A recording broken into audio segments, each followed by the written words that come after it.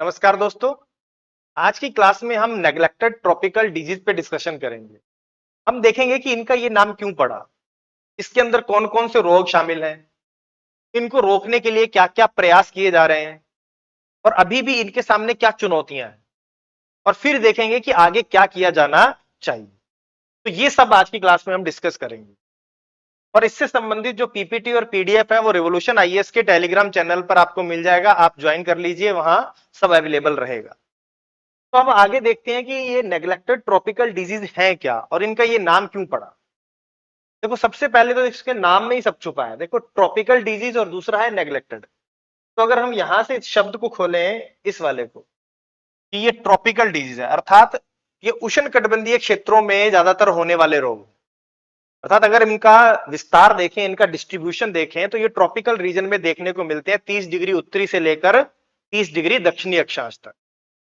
थोड़ा बहुत एक आधा एनटीडी जो होता है, इसको देखो शॉर्ट में एनटीडी भी कह देते हैं, उससे बाहर भी होता है, लेकिन ज्यादातर जो इनका विस्तार है वो उष्णकटिबंधीय क्षेत्र में ही देखने को मिलता है, इसीलिए इसे बोलते हैं ट्रॉपिकल डिजीज। लेकिन इन क्षेत्रों में इनका प्रसार ज्यादा क्यों है? तो देखो, इन क्षेत्रों में इनके प्रसार के लिए कुछ जलवायु दशाएं भी कारक हैं और कुछ सामाजिक आर्थिक कारण भी हैं। अगर यहां देखें तो इन क्षेत्रों की जो जलवायु है वो गर्म है, और साथ ही साथ वहां पर ह्यूमिडिटी भी अधिक रहती है, कुछ क्षेत्रों में बहुत ज्यादा। जैसे आप विषुवतरीखीय क्षेत्रों की बात करो, 0 डिग्री के आसपास का क्षेत्र, यहां पर तापमान भी ज्यादा है, यहां पर ह्यूमिडिटी भी ज्यादा रहती है, और वो रोगाणुओं की वृद्धि के लिए सबसे अनुकूल दशाएं हैं। माइक्रोबियल एक्टिविटी बढ़ जाती है इन दौरान। जैसे मच्छर होते हैं, मच्छर गर्मी होती है और जब बरसात का मौसम होता है तो इनकी संख्या बहुत ज्यादा बढ़ जाती है। साथ ही साथ और भी यहां पर बहुत सारे ऐसे क्षेत्र हैं जहां मानसूनी जलवायु मिलती है, वो भी इसी क्षेत्र में है। तो टेम्परेचर ज्यादा है, ह्यूमिडिटी भी ज्यादा है, तो रोगाणुओं की वृद्धि के लिए बिल्कुल अनुकूल परिस्थितियां हैं। इसीलिए इन क्षेत्रों में ये ट्रॉपिकल डिजीज जो ये रोग है ये ज्यादा देखने को मिलते हैं। अभी देखेंगे कौन कौन से रोग हैं। चिकनगुनिया हो गया, डेंगू हो गया, जो भी मैं आपको बता रहा था, मलेरिया हो गया, ये सभी रोग इसके अंदर शामिल हैं। बहुत बड़ा समूह है, ऐसा छोटा मोटा समूह नहीं है, एक बहुत बड़ा समूह है रोगों का जो इसके अंदर शामिल किया जाता है। पहला कारण तो ये हो गया कि यहाँ की जलवायु दशाएं ही इनके रोगों के लिए अनुकूल हैं। दूसरा देखो, दूसरा, इस ट्रॉपिकल रीजन में ज्यादातर अल्प विकसित देश हैं या विकासशील देश हैं। तो इन क्षेत्रों में गरीबी बहुत ज्यादा है। अब गरीबी ज्यादा होने के लिए कारण ये इनकी स्वास्थ्य सुविधाओं तक पहुंच ही नहीं है, इनकी इतनी कैपेसिटी नहीं है कि ये स्वास्थ्य लाभ ले सकें। दूसरा, इन क्षेत्रों में स्वास्थ्य जो इंफ्रास्ट्रक्चर है हेल्थ सेक्टर का, वो भी बहुत कमजोर है। इस वजह से यहां पर इन रोगों का प्रसार अधिक देखने को मिलता है। दूसरा, गरीब देश होने की वजह से यहां पर साफ सफाई का उतना ध्यान नहीं है, सैनिटेशन का अभाव है। यहां पर स्लम बस्तियां मिलती हैं, मलिन बस्तियां जो होती हैं, वहां पर घर बहुत पास पास है, स्वच्छता नहीं है। इस वजह से रोगों का प्रसार बहुत तेजी से होता है। तो ये यहां पर कारण है। दूसरा, स्वच्छ जल की आपूर्ति नहीं मिलती है, पूरा स्वच्छ जल इनको मिल नहीं पाता, उस वजह से बहुत सारे रोग हो जाते हैं। तो ये सब कारण है कि इन ट्रॉपिकल रीजन में ये डिजीज फैलती हैं, इसीलिए इनको बोला गया ट्रॉपिकल। अब दूसरा नाम देखो, यहां पर लिखा है नेग्लेक्टेड। अब नेग्लेक्टेड का क्या अर्थ है? देखो, इन बीमारियों पर, इन रोगों पर ज्यादा ध्यान नहीं दिया गया है वैश्विक स्वास्थ्य समुदाय के द्वारा। अगर बात की जाए इंटरनेशनल जो वर्ल्ड की जो हेल्थ कम्युनिटी है, वो इस पर, इन रोगों पर बहुत ज्यादा ध्यान नहीं दिया है। इनको किसी पॉलिसी में इनको कोई जगह नहीं मिलती, इनके लिए फंडिंग बहुत कम की जाती थी। तो ऐतिहासिक रूप से हिस्टोरिकली इन पर ध्यान नहीं दिया गया, क्योंकि ये गरीब देशों में था। ज्यादा ध्यान उन देशों पर दिया गया जो विकसित देश थे, वहां पर जिन रोगों का प्रसार ज्यादा था उन पर ज्यादा ध्यान दिया गया। तो ये गरीब देशों में होने की वजह से इन पर ना तो ज्यादा रिसर्च की गई, ना इनके लिए कोई फंड दिया गया, ना इनके लिए कोई नीतियां बनाई गई वैश्विक स्तर पर, इसीलिए इनको उपेक्षित कहा गया। बड़ी बड़ी जो फार्मा कंपनी है जो दवाइयां बनाती हैं, वो भी इन रोगों के लिए दवाइयां नहीं बनाती, क्योंकि उन्हें पता है कि ये गरीब देश है, यहां पर अगर हम दवाई बनाएंगे महंगी होगी तो वो खरीद नहीं पाएंगे, उन्हें कोई प्रॉफिट नहीं होगा, इसलिए वो दवाएं नहीं बनाते हैं। इन रोगों पर रिसर्च नहीं की जाती है कि इनके प्रसार का क्या कारण है, क्यों ये बहुत तेजी से फैल रहे हैं, इनके कारण क्या है, इनको कैसे रोका जा सकता है, उन पर रिसर्च नहीं की जाती, उनके लिए फंडिंग नहीं दी जाती। तो अगर कहा जाए कि ग्लोबल हेल्थ कम्युनिटी में या ग्लोबल हेल्थ एजेंडा में ये बहुत ही नीचे होते हैं, इनको जगह ही नहीं मिलती है, इनके लिए फाइनेंस की सुविधा भी नहीं रहती है, इसलिए इनको बोला गया है नेग्लेक्टेड ट्रॉपिकल डिजीज।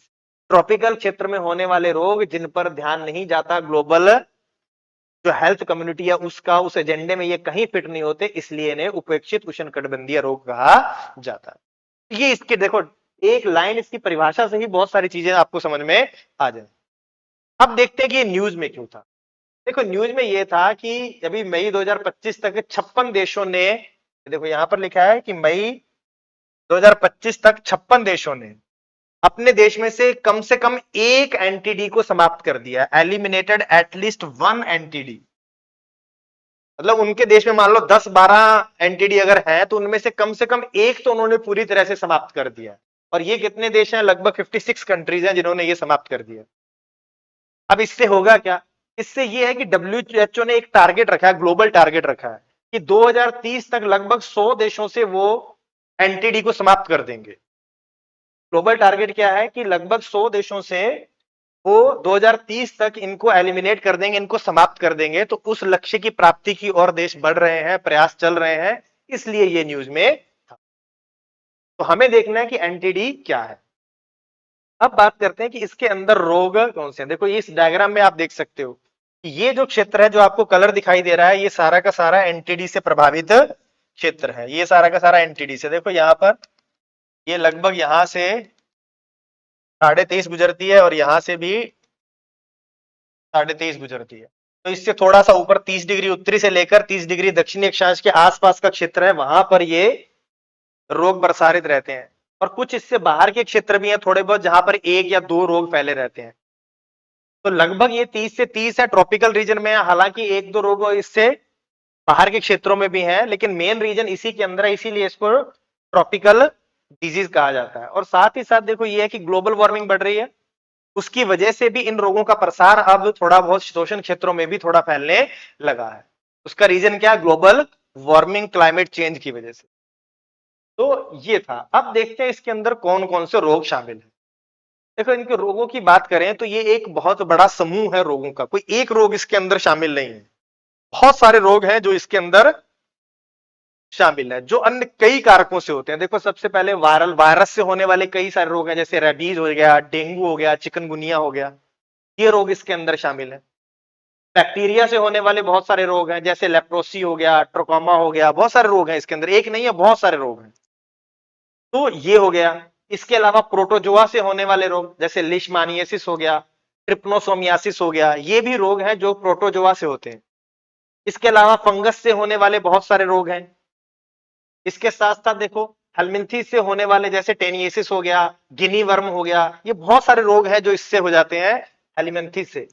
इसके अलावा देखो नॉन इंफेक्शियस डिजीज भी हैं, जैसे कोई सांप काट जाए, विषैले पदार्थों से होने वाले, जैसे कोई सांप काट जाए या कोई और जहरीला कीड़ा या कोई जीव काट जाए, उससे जो हमें समस्याएं क्रिएट होती हैं वो इसके अंदर आती हैं। तो ये सारा एक कोई एक रोग नहीं है, अलग अलग कारकों से होने वाले रोग है, एक डाइवर्स समूह है, एक ग्रुप है रोगों का, जिन्हें नाम दिया गया है नेग्लेक्टेड ट्रॉपिकल डिजीज। तो ध्यान रखना कि सभी से होते हैं, वायरल से हो गया, बैक्टीरिया से हो गया, प्रोटोजोआ से हो गया, फंगस हो गया, हेलमिंथेस से हो गया, इसके बाद विषैले पदार्थ, जहरीले पदार्थों से होने वाला, वो सब इसके अंदर शामिल। तो ये आपको इसमें ध्यान में रखना है कि कौन कौन से रोग इसके अंदर है। देखो यहां पर लिखा है, देखो विभिन्न प्रकार के रोगाणु, जैसे वायरस हो गया, बैक्टीरिया हो गया, परजीवी, कवक हो गए, विषाक्त पदार्थ भी इसके अंदर शामिल है। ये भी ध्यान रखना, विषाक्त पदार्थ, जहरीले पदार्थों, जैसे मैंने भी बताया था कि सांप काटना हो गया, कोई अन्य जहरीला जीव काट जाए, उससे जो हो जाते हैं वो भी इसके अंदर शामिल है। तो ये आपको इसमें ध्यान में रखना है। देखो यहां पर लिखा है, देखो इन्हें उपेक्षित इसलिए कहा जाता है क्योंकि ऐतिहासिक रूप से वैश्विक स्वास्थ्य केंद्र में इनका स्थान बहुत नीचे रहता है, और जब भी ये सामने आए तो बहुत कम ध्यान और समानता मिली, इनको बहुत कम सम्मान मिला है, बहुत ही नीचे जगह मिलती है, इसीलिए इनको उपेक्षित कहा जाता है। देखो यहाँ पर नाम लिखा, गिनी वर्म हो गया, चिकनगुनिया हो गया, काला आजार हो गया, ये सारे के सारे रोग हैं। एक चीज जो ध्यान में रखनी है वो ये है कि भारत में लगभग 12 एनटीडी है, 10 से ज्यादा एनटीडी है, ये याद रखना कि इन रोगों में से 12 ऐसे हैं जो भारत में लोगों में होते हैं। तो ये भी जरूर ध्यान में रखना, ये एक फैक्ट है जो आपको ध्यान में रखना, पता लगे किसी दिन ये लगा के पूछ ले। तो यहां पर आपको ये ध्यान में रखना है। अब हम देखते हैं कि इससे कितने लोग प्रभावित हो रहे हैं। देखो ये अनुमान है कि देखो कि एनटीडी लगभग 1 बिलियन से अधिक लोगों को प्रभावित करता है। देखो कितने ज्यादा लोग हैं जो इससे प्रभावित हो रहे हैं और इन पर ध्यान बिल्कुल भी नहीं दिया जा रहा। तो वैश्विक एजेंडे में ये है ही नहीं, इन पे ना तो रिसर्च है, ना इन पर कोई नई वैक्सीन का निर्माण पे ध्यान दिया जा रहा है। कोई भी इन पे ध्यान नहीं देता क्योंकि गरीब देशों उस पे है, पता है कि ये खरीद ही नहीं पाएंगे, इनको अफोर्ड ही नहीं कर पाएंगे, इसलिए इन पर ना तो रिसर्च हो रहा है, ना फार्मा कंपनी कर रही है, ना वैश्विक एजेंडे में ये कहीं पहुंचते हैं। तो ये आपको ध्यान में रखना है। अब आगे देखते हैं। देखो हाँ, एक डेट और आपको याद रखनी है, ये 30 जनवरी वाली। 30 जनवरी को एनटीडी डे मनाया जाता है। देखो ये रहा, हर साल 30 जनवरी को वैश्विक समुदाय विश्व एनटीडी दिवस मनाने के लिए एक साथ आता है। तो 30 जनवरी एनटीडी डे है। इसके बाद हम आगे बढ़ते हैं। अब देखते हैं कि इसको खत्म करना क्यों महत्वपूर्ण है, क्यों इसे खत्म करना चाहिए। कि एनटीडी हो रहा है, गरीब देशों में फैल रहा है, लेकिन इनको अगर हम समाप्त कर देंगे, एलिमिनेट कर देंगे, तो उसका क्या लाभ मिलेगा। तो देखो सबसे पहले तो है कि बहुत सारे लोगों को हो रहा है तो उनको स्वास्थ्य लाभ मिलेगा। तो ये ध्यान में रखना है कि लगभग 1 बिलियन से अधिक लोगों को यह प्रभावित करता है और 1.6 बिलियन क्या करते हैं, इससे संबंधित कोई ना कोई उपचार लेते हैं, इनको रोकने के लिए या इन पे कोई उपचारात्मक हस्तक्षेप की आवश्यकता पड़ती है। मतलब उन्हें कुछ ना कुछ इनका क्योर करना पड़ता है, या तो उनके बचने के लिए वो कुछ अपना इंतजाम करते हैं। ये सब 1.6 बिलियन लोगों के लिए ये कर रहे हैं लोग, मतलब वो इतने लोग इससे प्रभावित हो रहे हैं डायरेक्टली या इनडायरेक्टली। और डायरेक्टली तो बता ही दिया कि लगभग 1 बिलियन लोग तो सीधे सीधे इससे प्रभावित होते हैं। तो देखो यहां पर लिखा है, as per the WHO NTDs impact over 1 billion people globally. 1 billion लोगों को प्रभावित करता है, with 1.6 billion needing preventive and curative intervention, जिनको बचाव के लिए और उनको इलाज के लिए कुछ ना कुछ सहायता की जरूरत पड़ती है। वैसे देश कितने हैं, लोग कितने हैं, 1.6 बिलियन लोग हैं ऐसे। तो ये आपको ध्यान में थोड़ा सा रखना है। दूसरी बड़ी बात, ये जो लोग प्रभावित हो रहे हैं इनमें से लगभग 80% लोग निम्न और मध्यम आय वाले देशों में केंद्रित है। ज्यादातर गरीब देशों के लोग ही इनसे प्रभावित हो रहे हैं, इसलिए हमें इसे समाप्त करने की आवश्यकता है। गरीब लोगों पर इसका ज्यादा प्रभाव पड़ता है, जिससे असमानता और बढ़ेगी, क्योंकि इनके पास जो रिसोर्सेज है, इनके पास जो पैसा है वो इलाज में लग जाएगा, तो गरीबी और बढ़ जाएगी। तो इसलिए हमें इसको समाप्त करने की आवश्यकता है। दूसरा, सामाजिक आर्थिक प्रभाव क्या है। देखो डब्ल्यूएचओ का ये अनुमान है कि 2030 तक अगर हम एनडीटी को खत्म कर दें तो इससे व्यक्तियों के स्वास्थ्य लागत और उत्पादकता में हानि से 342 बिलियन डॉलर से अधिक की बचत होगी। अब देखना क्या है कि मान लो कि जिन लोग एनटीडी से ग्रस्त होते हैं तो उनके इलाज में पैसा लगता है, तो अगर हम एनटीडी को एलिमिनेट कर देंगे तो उस पर लगने वाला पैसा बचेगा। दूसरा, जब इन रोगों से ग्रस्त होते हैं तो लोगों की उत्पादकता भी तो कम होती है, उनकी लेबर जो होती है, लेबर की उत्पादकता क्या होगी, प्रोडक्टिविटी कम हो जाएगी। तो लेबर की प्रोडक्टिविटी जो कम हुई और उनके इलाज पर जो पैसा लगा, अगर उसको जोड़ लिया जाए तो वो बनता है लगभग 342 बिलियन डॉलर। तो अगर हम उसको समाप्त कर देंगे तो उन पर लगने वाला खर्चा और उनकी जो प्रोडक्टिविटी में जो कमी आ रही है उससे होने वाला नुकसान से हमें 342 बिलियन डॉलर की बचत हो जाएगी। तो ये भी इसमें ध्यान दिए गए। इसके अलावा सार्वभौमिक स्वास्थ्य कवरेज का संकेत है, मतलब एक टारगेट रखा गया है कि 2030 तक सभी को सार्वभौमिक स्वास्थ्य कवरेज मिलेगी, सब तक स्वास्थ्य सुविधाएं पहुंच जाएंगी। तो उस लक्ष्य को भी हम प्राप्त कर सकते हैं इसके माध्यम से। सार्वभौमिक स्वास्थ्य कवरेज का संकेतक है ये, कि सभी तक स्वास्थ्य सुविधाएं पहुंचेंगी तभी तो ये एलिमिनेट हो पाएगा। कि मान लो किसी को एनटीडी हो रहा है तो उसकी पहचान करनी पड़ेगी जल्दी, उसकी मॉनिटरिंग करनी पड़ेगी, उस तक का इलाज करना पड़ेगा। तो जब सब तक ये सुविधाएं पहुंच जाएंगी तो ये सब काम जल्दी से हो जाएगा और ये रोग होंगे भी नहीं, ना ही ये ज्यादा फैलेंगे। तो ये क्या होगा, सार्वभौमिक स्वास्थ्य कवरेज का संकेतक है कि अगर हम इसको समाप्त कर देंगे इसका मतलब है कि सभी तक स्वास्थ्य कवरेज पहुंच चुकी है, सब तक स्वास्थ्य सुविधाएं उपलब्ध हो रही है, ये भी इसमें आ जाएगा। अब ये लैंगिक समानता को प्रभावित करता, बहुत सारे ऐसे रोग है जो महिलाओं को होते हैं एनटीडीज, जिसकी वजह से उनकी उत्पादकता कम हो जाती है। अगर ये रोग नहीं रहेंगे तो महिलाओं की उत्पादकता भी बढ़ेगी और लैंगिक समानता को बढ़ावा मिलेगा।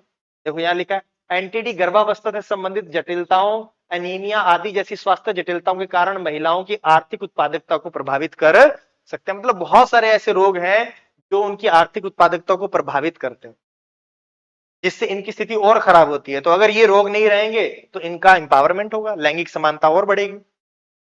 ठीक है, जैसे उदाहरण के लिए महिला जननांग शिस्टोसोमियासिस से अनुमानित 56 मिलियन महिलाओं को प्रभावित करता है। ये रोग है जो महिलाओं को प्रभावित करता है, जिससे एचआईवी का खतरा बढ़ जाता है और उनके ऑर्गन्स को भी डैमेज पहुंचता है।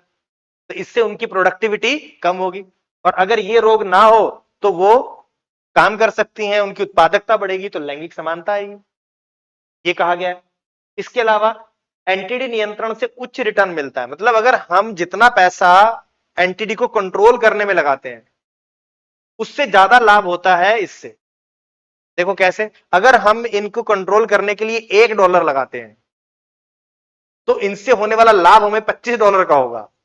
कितने गुना ज्यादा लाभ होगा अगर हम इसको कंट्रोल करते हैं। देखो यहां लिखा है, एनटीडी को समाप्त करने के लिए 2017 में प्रकाशित एक एनटीडी निवेश मामले में अनुमान लगाया गया कि निवारक कीमोथेरेपी उपचार, कि अगर हम कीमोथेरेपी उपचार पर $1 लगाएं, $1 का निवेश पर $25 का लाभ होता है।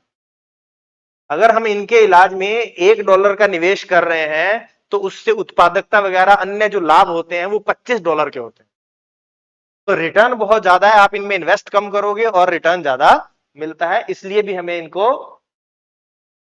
एलिमिनेट करने की आवश्यकता है। अब आते हैं, देखो सरकारें क्या क्या इसमें कदम उठा रही हैं। देखो यहां पर है कि वैश्विक एनटीडी वार्षिक रिपोर्टिंग फॉर्म, कि एनुअली इसकी रिपोर्टिंग की जा रही है। जब तक आपके पास डेटा नहीं होगा, आंकड़े नहीं होंगे, तो आप इनके संबंध में प्लानिंग कैसे करोगे, तो ये इसमें बताया गया है। फिर है वैश्विक वेक्टर नियंत्रण प्रतिक्रिया। देखो वेक्टर नियंत्रण मतलब वो जीव या वो छोटे छोटे रोगाणु या रोग करने वाले जीव जो रोगों को फैलाते हैं। एक तो होते हैं रोग करने वाले, एक होते हैं रोग फैलाने वाले, उन्हें कहा जाता है वेक्टर। तो वैश्विक वेक्टर नियंत्रण प्रतिक्रिया है। तो वेक्टर को कंट्रोल करने के लिए बहुत सारे प्रोग्राम चलाए जा रहे हैं। ये प्रतिक्रिया 2017 से लेकर 2030 तक है। असली जो मुझे आपको बताना है वो है किगाली घोषणा। इसको ध्यान में रखना, हो सकता है कभी ये पूछ ले कि एनटीडी पर किगाली घोषणा क्या है। तो याद रखना, ये 2022 में हुई थी। एनटीडी संरचनाओं, क्रॉस सेक्टरल सहयोग को मजबूत करना, सार्वजनिक निजी भागीदारी आदि को बढ़ाना। मतलब कुल मिला के क्या कह रहा है कि जो एनटीडी से संबंधित जो स्ट्रक्चर्स हैं, जो संस्थाएं हैं, जो सुविधाएं हैं, उनको मजबूत करना है। क्रॉस सेक्टरल कोलैबोरेशन करना, मतलब कई सेक्टर का आपस में मिलकर सहयोग करें, जैसे प्राइवेट और गवर्नमेंट सेक्टर आपस में मिलकर काम करें, एक दूसरे के साथ सहयोग करके इसको कम करें, उससे संबंधित है किगाली घोषणा। तो अगर पूछ ले तो ध्यान रखना, किगाली घोषणा किससे संबंधित है, एनटीडी से संबंधित है। एक किगाली ओजोन से भी संबंधित है। तो ऑप्शन देख लेना क्या है, तो आपको समझ में आ जाएगा। तो ये यहां पर ये था। भारत भी देखो बहुत सारे काम कर रहा है। राष्ट्रीय वेक्टर जनित रोग नियंत्रण कार्यक्रम भारत के द्वारा चलाया जा रहा है, कि जो वेक्टर से जो रोग होते हैं उनको कंट्रोल करने के लिए, जैसे इंसेफेलाइटिस, डेंगू, चिकनगुनिया, काला अजहर, लिम्फेटिक फाइलेरियासिस, इन वेक्टर जनित रोगों की रोकथाम और नियंत्रण के लिए भारत ने यह कार्यक्रम चलाया है। और भी भारत के द्वारा किए जा रहे हैं प्रयास, जैसे वेक्टर नियंत्रण उपाय, जैसे इंडोर अवशिष्ट छिड़काव, घरों में जाके छिड़काव करते हैं। काला अजहर रोगियों के लिए राज्य और केंद्र सरकारों द्वारा मुद्दरी मुआवजा योजना, इस तरह के जो कार्यक्रम है वो चलाए जा रहे हैं। ये आपको इंपॉर्टेंट है जो पढ़ना है। उसमें से किगाली याद रख लेना, और मॉनिटरिंग वाले कार्यक्रम जो चल रहे हैं वो याद रख लेना। भारत का जो कार्यक्रम है ये वाला राष्ट्रीय वेक्टर जनित रोग नियंत्रण कार्यक्रम, ये याद रखना। अब आते हैं आगे, देखो अब चैलेंजेस क्या है, ये मेनली जरूरी है। देखो चैलेंजेस इसमें क्या क्या आ रहे हैं। देखो सबसे पहला नॉलेज गैप। नॉलेज गैप का अर्थ है कि लोगों को इनके बारे में जागरूकता ही नहीं है, उनको पता ही नहीं है कि किन कारणों से ये रोग हो रहे हैं। अगर उन्हें पता हो तो वो स्वच्छता का ध्यान रखें, और उनके ना उनको लक्षणों के बारे में जानकारी है कि इनके इस रोग के ये लक्षण है। अगर उन्हें कुछ सिम्टम्स दिखते हैं तो वो जाएं और उनको डायग्नोस करा लें, चेकअप करा लें अपना, तो उनसे पता लग जाएगा, जल्दी डिटेक्शन हो जाएगा। तो यहां पर जो देश है, इनमें जो गरीब देश है ज्यादातर, तो वहां पर नॉलेज गैप है। उन्हें इनके बारे में कोई जानकारी नहीं है, अवेयरनेस नहीं है, शिक्षा का अभाव है, स्वास्थ्य सुविधाओं का वहां पर अभाव है। इस वजह से ये क्या करते हैं, वहां पर इन रोगों का प्रभाव ज्यादा देखने को मिलता है, और ये सबसे बड़ी बाधा है। अगर उन्हें नॉलेज होगा तो वो जल्दी जाके उसको डिटेक्ट करवा लेंगे, जल्दी से उसका ट्रीटमेंट शुरू हो जाएगा और जल्दी से इलाज हो जाएगा, और फैलेगा भी नहीं। तो यहां पर देखो ये लिखा है, in the development of better NTD diagnostics, treatment and vaccine, कि जब आप चेकअप ही नहीं कराओगे, घर पे ही अपना इलाज करते रहोगे या उन पर गौर ही नहीं करोगे, तो आपका कैसे आपको इन रोगों की पहचान होगी, कैसे उसका ट्रीटमेंट होगा, कैसे आपको वैक्सीन दी जाएगी। तो ये बहुत जरूरी है। सॉरी, इस वजह से ये एलिमिनेशन नहीं हो रहा, ये एक बहुत बड़ा चैलेंज है। दूसरा, लिमिटेड सर्विलांसेस एंड डिटेक्शन कैपेबिलिटीज की मॉनिटरिंग ही नहीं हो पा रही है, कि जो ये सर्विलांसेस की और डिटेक्शन की जो क्षमताएं हैं वो बहुत कम है, डिटेक्ट ही नहीं कर, बाहर जैसे देश में जल्दी के डिटेक्ट कहाँ हो पाता है, कोरोना जब फैल गया तब डिटेक्ट होने लगा। तो यहाँ पर जो डिटेक्शन कैपेबिलिटीज है वो बहुत कम है, लिमिटेड सर्विलांस है, उसके बाद उनकी मॉनिटरिंग नहीं होती है, बहुत कम होती है, इस वजह से ये ज्यादा फैलते हैं, ये भी एक बहुत बड़ा। देखो यहाँ पर लिखा है एनटीडी अंडर डायग्नोसिस, कि डायग्नोस ही नहीं कर पाते हैं, बहुत कम लोगों की पहचान हो पाती है, एंड अंडर रिपोर्टिंग होती है, रिपोर्ट भी नहीं हो पाती है, हैम्परिंग स्ट्रेटेजिक प्लानिंग, जब आपके पास डेटा ही नहीं होगा पूरा तो आप उसकी प्लानिंग कैसे करेंगे, तो ये है। इसके बाद weak health system, health system गरीब देशों में बहुत ही कमजोर होता है, स्वास्थ्य सुविधाएं उपलब्ध नहीं होती हैं, जनसंख्या ज्यादा है या महंगी स्वास्थ्य सुविधाएं हैं तो वो लोगों तक उपलब्ध नहीं हो पाती। फिर है अनप्रिडिक्टेबल फंडिंग डिस्टर्ब, कि मान लो कि फंडिंग है, किसी साल ज्यादा है किसी साल कम है, कभी दी नहीं, क्योंकि उनके पास क्या है, वो गरीब देश है, तो इस वजह से भी हो सकता है। इसके अलावा जैसे अब डब्ल्यूएचओ के साथ हुआ है, डब्ल्यूएचओ भी बहुत सारी सहायता देता है, तो यूएसए जैसे देशों ने फंडिंग बंद कर दी, तो जो सहायता से आने वाली फंडिंग है वो भी कभी आती है कभी नहीं आती है, कभी रुक जाती है, तो उसकी वजह से भी ये हो सकता है। और साथ ही साथ क्या हो रहा है, टेम्परेचर बढ़ रहा है, इस वजह से भी रोगाणुओं का जो प्रोडक्शन है वो बढ़ रहा है। देखो ग्लोबल वार्मिंग की वजह से क्या हो रहा है, पूरा का पूरा वेदर सिस्टम चेंज हो रहा है, और इस वजह से क्या हो रहा है, वेक्टर बॉर्न डिजीज क्या हो रही है, बढ़ रही है, और साथ ही साथ इनका प्रसार और नए क्षेत्रों में हो रहा है। जैसे आपने सुना होगा कि मलेरिया का प्रकोप अब यूरोप के कुछ देशों में भी देखने को मिला, तो इनका विस्तार हो रहा है, और वेक्टर बॉर्न डिजीज और बढ़ेंगी इससे, क्योंकि टेम्परेचर बढ़ेगा, वो इनके लिए अनुकूल परिस्थितियां हैं। तो इस वजह से ग्लोबल वार्मिंग से भी इसके क्या हो रहा है, इनको एलिमिनेट करने के लिए एक एक मेन चैलेंज है या एक हिंड्रेंस है इसके मार्ग में, तो ये आपको ध्यान में रखना है। अब देखना है कि आगे क्या किया जा सकता है। तो देखो इससे संबंधित एक रिपोर्ट आई थी 2024 में, देखो ये लिखा है की recommendation given by global report on neglected tropical disease 2024, 2024 में रिपोर्ट आई थी नेग्लेक्टेड डिजीज पर, उसमें कुछ अनुशंसाएं की गई हैं। देखो सबसे पहला क्या बताया कि एसिलरेट प्रोग्रामेटिक एक्शन, मतलब जो भी कार्यक्रम है उनमें तेजी लाए जाए, जितने भी इनको एलिमिनेट करने के लिए कार्यक्रम चलाए जा रहे हैं उनमें अगर तेजी लाएगी तो रोगाणुओं के रोग जो है उनकी घटनाओं में कमी आएगी, उनके प्रसार में कमी आएगी, विकलांगता में, मृत्यु दर में, इन सभी में कमी आएगी अगर जो हमारे प्रोग्राम चल रहे हैं उनमें थोड़ी सी तेजी लाई जाए तो। एक तो ये। दूसरा कह रहा है समन्वित दृष्टिकोणों को तीव्र करें, कह रहा है कि जो जो अलग अलग मान लो प्रोग्राम चल रहे हैं उन सबको क्या करें, एकीकृत करके चलाएं, समन्वित करके उनको चलाया जाए, एक दूसरे से कोऑर्डिनेशन हो, एक विभाग अलग अपना प्रोग्राम चला रहा है, दूसरा, अगर वे कोऑर्डिनेट रूप से चलेंगे तो ज्यादा उनका इंपैक्ट पड़ेगा। साथ ही साथ देखो क्या कह रहा है, देखो यहां पर लिखा है by integrating intervention mainstream services and coordinated action on programmes, अलग अलग प्रोग्राम में अगर हम कोऑर्डिनेट एक्शन करेंगे तो ज्यादा प्रभावशाली रहता है, ये बात कह रहा है। फिर कह रहा है इसके बाद change operational model and culture, जो यहाँ पर कार्य संस्कृति है उसमें भी हमें चेंज लाने की जरूरत है। कह रहा है कि देश की नेतृत्व भूमिका को बढ़ाएं, मतलब देश आगे आए, वो पहल करें इसको एलिमिनेट करने में, तो इसमें देशों को उन्होंने कहा कि वो एक लीडरशिप रोल में आए और हितधारकों की भूमिकाओं को 2030 के लक्ष्यों की पूर्ति के लिए संरेखित करें, साथ साथ देश और साथ साथ में जो इसके साथ साथ जो अन्य स्टेक होल्डर्स हैं वो भी साथ में आए।